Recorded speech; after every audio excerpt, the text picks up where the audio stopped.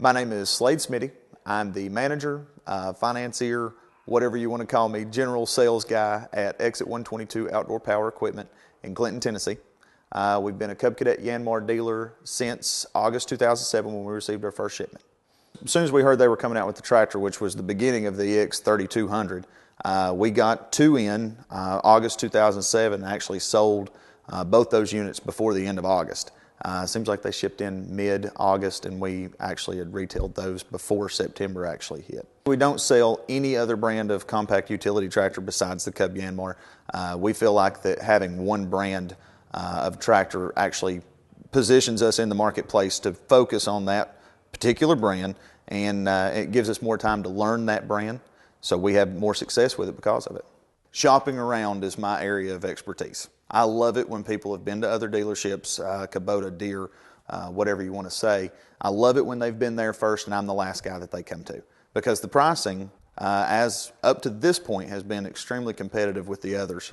In fact, I've saved the customer or end user of the product quite a bit of money up to this point. Now, of course, with the years coming up, they're charging more for the tractor. Of course, you've got to make more money in a bad economy. It's still to the point where you can be cost competitive when you're talking to end customer, you're trying to sell him on this brand. It comes down to the financing back in the summer was so good that nobody else could touch me. When they had the 0% for 60 months going on, it was a great situation. You had a customer that was coming in hearing about 0% for 60 months in other places, but when they're $1,000 to $1,500 more for almost the same tractor, there's only so many ways you can build a tractor. So when they're coming in here knowing that they're going to pay less money plus get the same financing, worked out great. You have to have financing when you're dealing with $15,000 to $20,000 tractors. Now, not everybody walks in and pays by check or credit card. They want something they can have either a short-term finance, or more and more people are realizing that a tractor is a long-term investment, so they're looking for longer-term financing to make it more affordable. Especially small farms, people who want to farm but don't want to be a farmer. Those guys, they have to have a tractor in order to move the bales of hay and things like that, but they don't want all of their income coming or going out to this tractor when it's not a real necessity.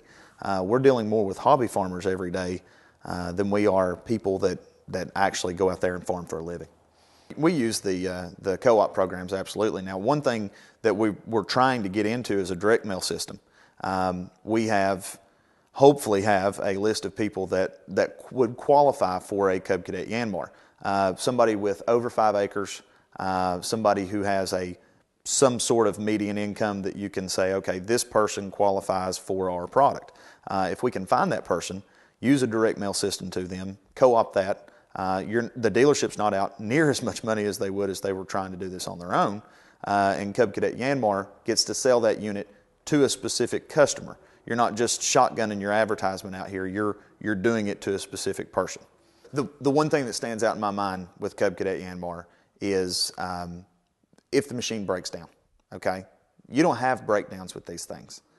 A dealer would starve to death if he had to depend on warranty payments for fixing one of these. They don't break.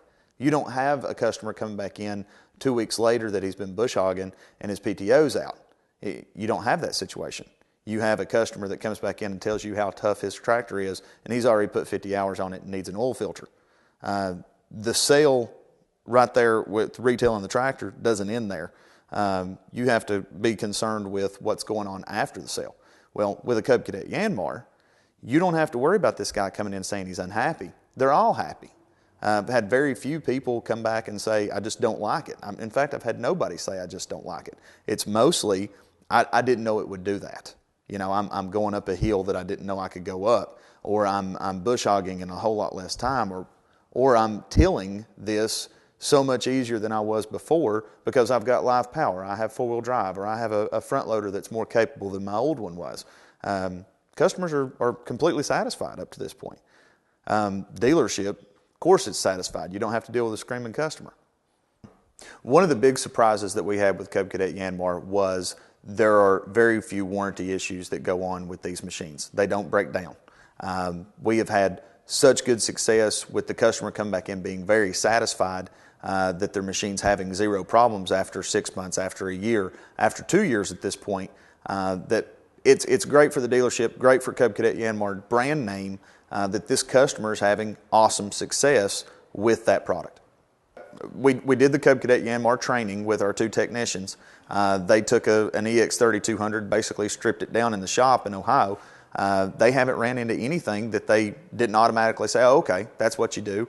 And if they didn't have an answer, Cub Tech Services has been great. I mean, they're right there on top of things, helping them out. They've had to call very little. There's been very little warranty issue. The only unpleasant thing that I would say, and it's not really a surprise, I wish that floor planning terms were a little bit longer. Some of the tractors you get, 6 months floor planning or, 280 days, I think it is. Really on a more expensive compact tractor, you need more than what they're giving. 300-day terms would be acceptable. 365 would be even better, or 360-day terms would be even better, especially when you get into the EX450s and things like that. That takes a little bit more time, and you're a little bit more afraid to stock what you would with a smaller tractor because they turn over quicker. So I would say the only downside is floor planning terms. Most of the time, the customer will walk up to you and say, I want to look at those tractors you got out there on the lot. We're in a very small town environment here, kind of rural. You say, okay, well, let me grab my jacket, I'll go out there with you. Or if it's during the summertime, you grab your sunglasses and you go look at them. Now, you're getting feedback on the way out to this tractor that's sitting on your lot, and you're asking them, okay, how many acres do you have? What's your primary purpose for the tractor? Things like that. Then you start pushing them towards the tractor that you feel like is going to best suit their need. Now, upselling is a big thing in my dealership. So if a guy walks in and he's really wanting a 32, but it's a price thing with him and he's going to go with a 24 or 29, then it's your job to push him on up towards that thing. If you're not willing to ask the questions, you're not going to get the feedback. When a customer walks into my dealership and basically they say, I'd like to look at those tractors out there on your lot. So I would grab my jacket, grab my sunglasses, whichever season it would be, walk out there with them. On the way, I'm catching feedback from that customer that says, I need X tractor, be it a 24 or a 450, anywhere in between. Basically getting a generalized purpose of what they're going to do with the machine, kind of finding out where they're going with it. And interest is given to me right off the bat because they're usually asking me, let's go look at your tractors. Product demonstration for each individual customer. Now, you have to do each individual customer and fill them out on what they're going to. I've got guys that buy a tractor without ever sitting on it. And then I've had the guy that says, if I could bring it down to my place of business and do with what I'm going to do with it, then they're more interested in that. So it's a case-by-case situation. As far as product demonstration is concerned, we're willing to do whatever the customer would like to do. If we have to take it to his place and let him drive it, that's fine. If he can drive it out here on the lot, that's fine too. If he doesn't want to drive it, that's fine too. My sales force is you're looking at him. It's me down here, and we actually have my father Ed in Jacksboro, and he basically does the compact tractor sales up there. If you're talking compact tractor, all the guys here will point you in my direction. I'm kind of the end all as far as what that price is going to be, what that tractor is going to be, what the financing terms are going to be. Now, I do have one guy, John, that's with me here. He is a whiz on the computer, so he can walk through all the financing and everything like that. Basically, I turn that over to him, especially during the spring, if there's more customers on the lot or in the dealership. Each customer is going to give you an idea of how serious they are, what kind of time frame they are. You have to have a little bit of sales savvy there in order to figure out, is that customer really ready to buy today? Is it going to be a comeback, or is he just kicking tires?